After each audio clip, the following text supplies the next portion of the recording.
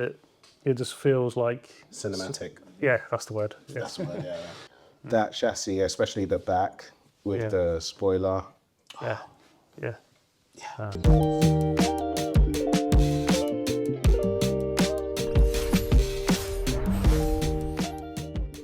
Hi everyone, welcome to the Car Guy Algorithm. With me, Doug from Nightfall Drives. Joseph, Jay's driveway. And today, as always, we're going to be taking you through some YouTube recommendations. Do you want to go first today? Yes, I'll start. So we're going Japanese car culture. There's a lot. The first ones I think of, the ones that are closest to home. Everyone that has watched the first episode and will watch this will immediately think I'm just like just the American YouTube space is really not like the main thing.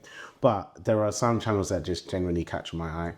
I'm going to start with the Boosted Boys on YouTube. I don't know if you've ever seen them. Boosted Boys? Boosted Boys. Boosted Boys with B-O-I.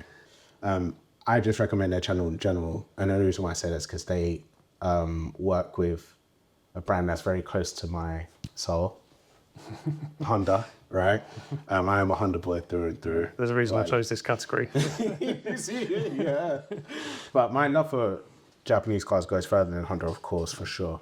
I haven't got blinkers on, but and they have a NSX that's K24 swapped and is boosted to high hell, and they usually do like just drag strip things, but it's just the way that they work on cars. Even certain garages that I've worked with on my car watch Boosted Boys themselves, and they're like experts and specialists. So yeah, and their content is quite cool to watch. They're very different as well. I mean, they have like a shopping trolley that's a go-kart.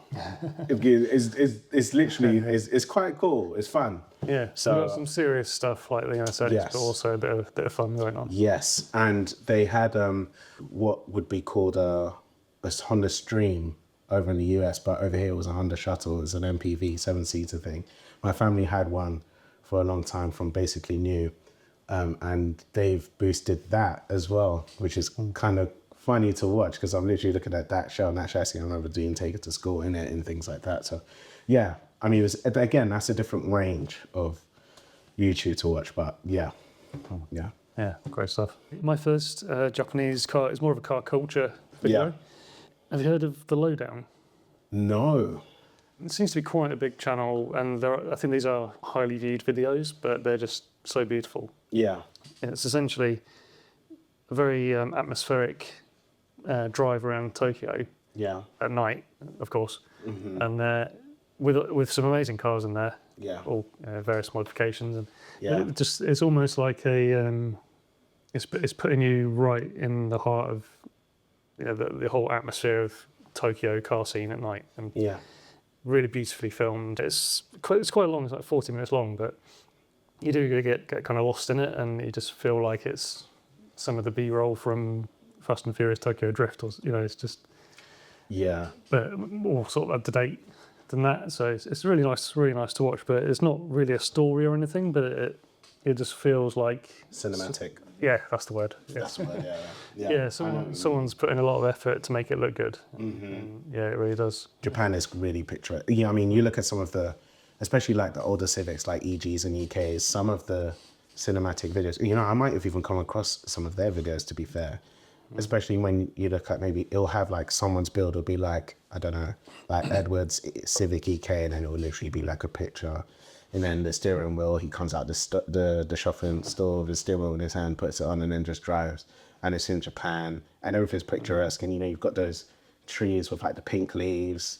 The second one I'm going to suggest is one I mentioned in the first video, but I genuinely feel like I'd be doing a disservice to not mentioning this channel, especially for Japanese car culture, and not mentioning AdamLZ or LZ.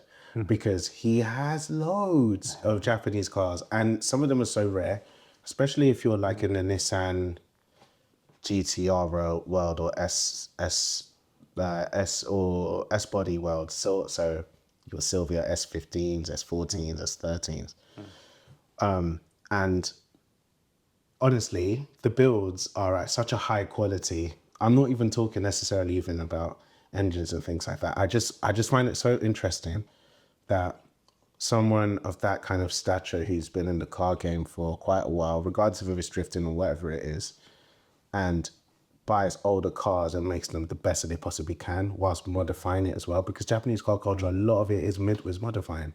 To be honest about it. Yeah, the manufacturers set things up in such a way that they encourage it.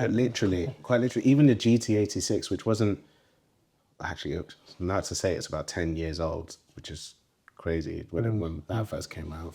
But they made really basic ones so that people can buy it new from the factory with the view to modify it, which is cool, you know? So, yeah, but no, and he has this thing where you can do a lap around his compound. He has quite a big compound.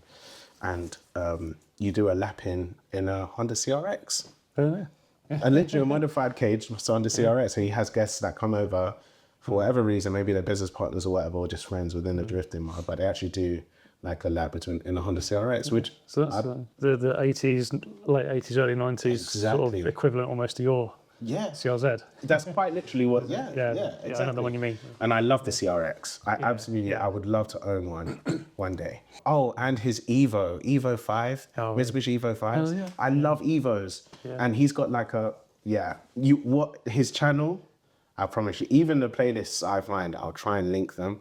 There might be way too much info for people, but You'll do one or two examples. And exactly. Evo 5, Evo 6, I do quite like that. That's kind of, I think, the sweet spot. Maybe the 7.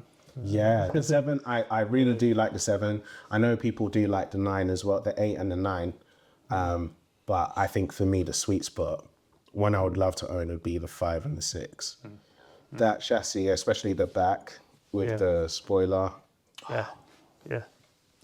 My second one is, again, full transparency, a friend of the channel, Ant, who is in the sort of JayEmm and Friends channel. Yeah. Has his own channel, Sports and Touring. Is it the one with the 370Z? Yeah.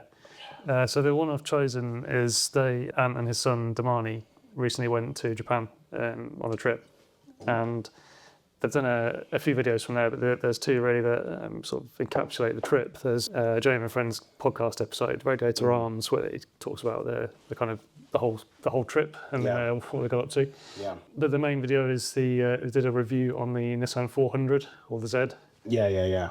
And it has taken a bit more focus onto YouTube recently. So, and I think you can see that in this video. There's the really nicely cut intro. It's a really nice watch, and also that combined with the story of the background, it's fun. Really interesting. It's not just it's not just a polished kind of car review video. It's how it all came about, and and just now I really want to go to Tokyo.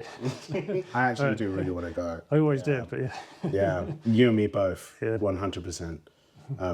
There's so many. It's hard to limit it to this categories because as you're talking about this, there's channels out there that I love in the Japanese car community. There's some within the Civic community, especially the FNT community, which I've got one lined up later, but there's quite a few where I'm just like, yeah.